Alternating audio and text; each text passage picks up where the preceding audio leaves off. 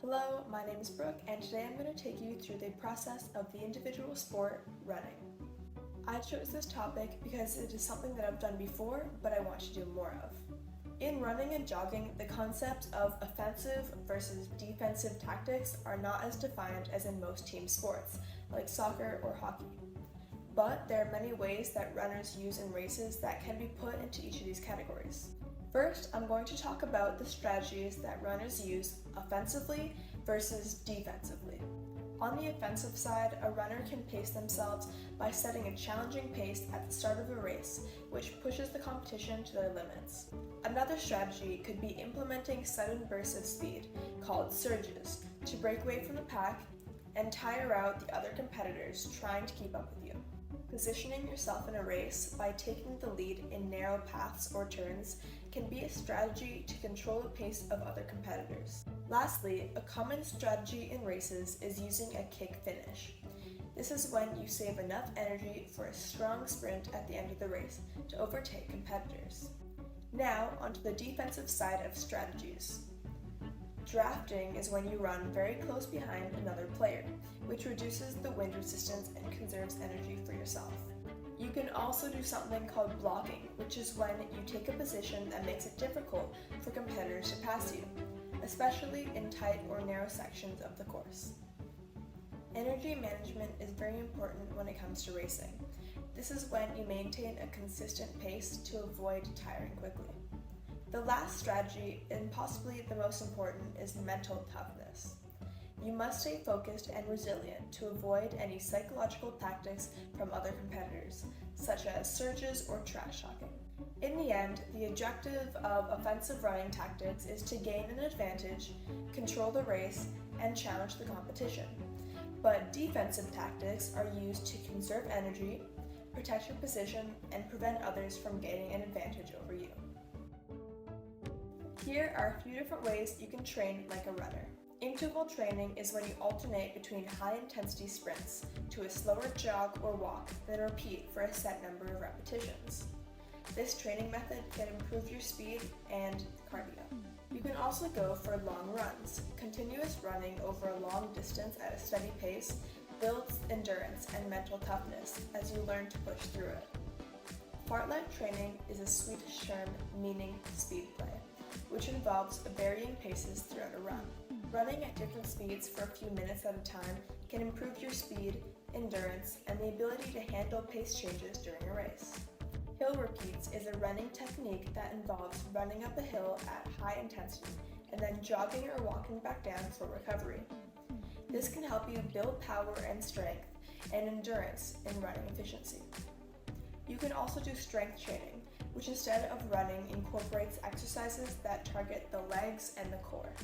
Strengthening these muscles by doing exercises like squats, lunges, and deadlifts can improve your overall strength, but also reduce injury risk and enhance running efficiency. Stretching is another method of training which focuses on improving flexibility and joint mobility. Doing dynamic stretches like leg swings or static stretches like hamstring stretches post-run can enhance the range of motion and reduce the risk of injury. The last method of training I'm going to mention is cross-training. This is when you engage in different forms of exercises like swimming or cycling to help complement the running training.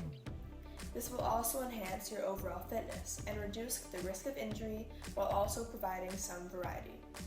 Many runners use techniques while doing these methods, like using a stopwatch to track themselves, hydrating properly to stay safe, and choosing low-impact activities to avoid excessive strain.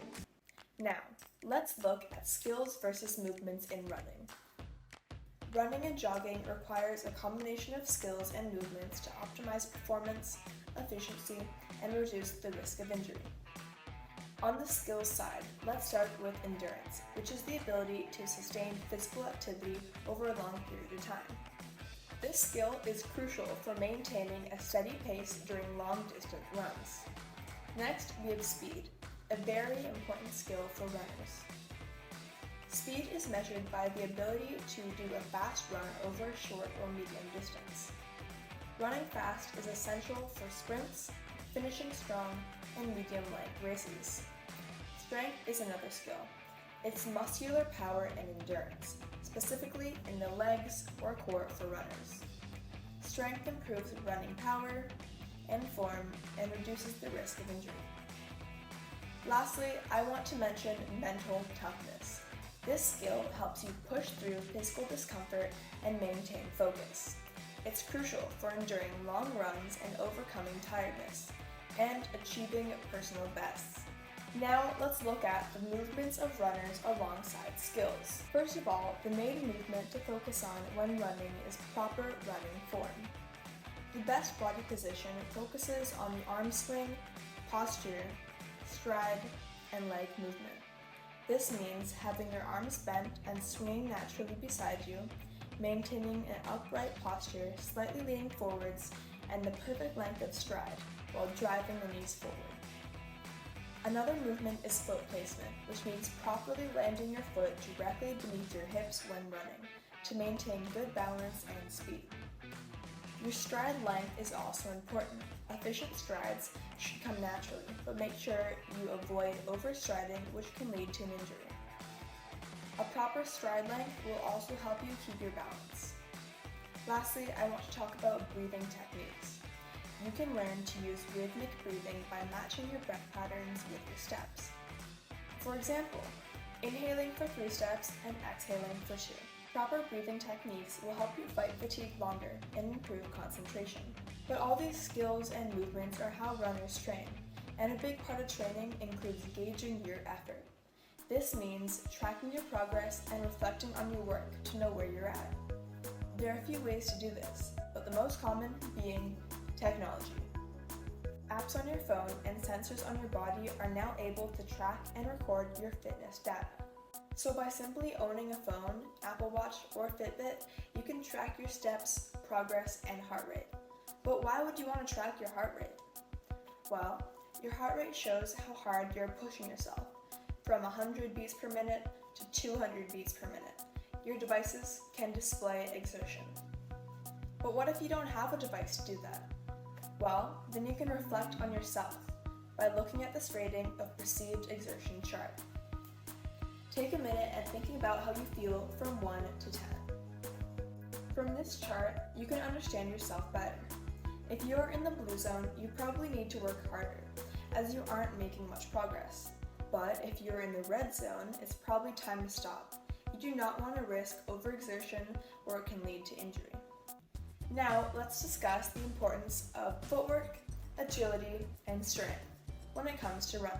Footwork is very important when it comes to efficiency, injury prevention, speed, balance, and performance.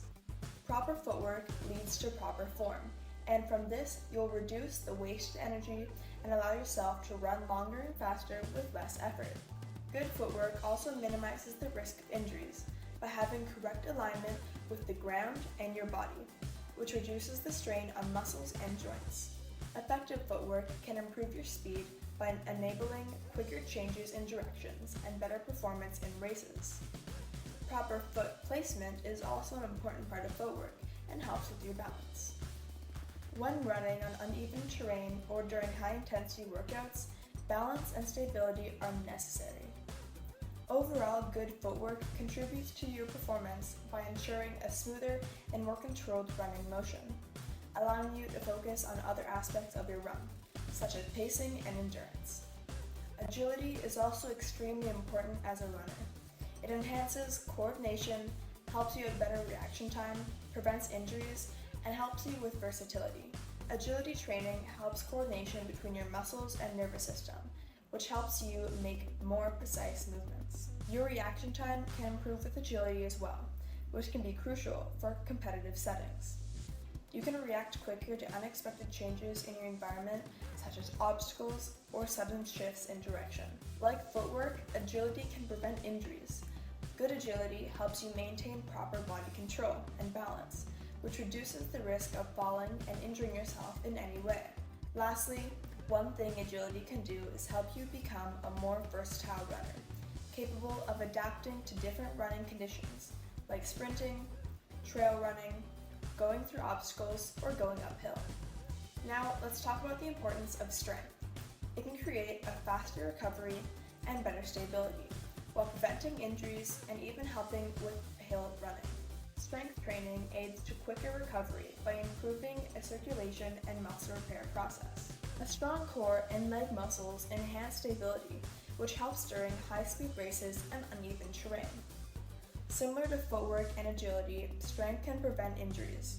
Strengthening muscles, ligaments, and tendons helps protect joints and reduce the risk of common running injuries, such as sprains and strains. Lastly, strong leg muscles are crucial for tackling hills, both uphills and downhills.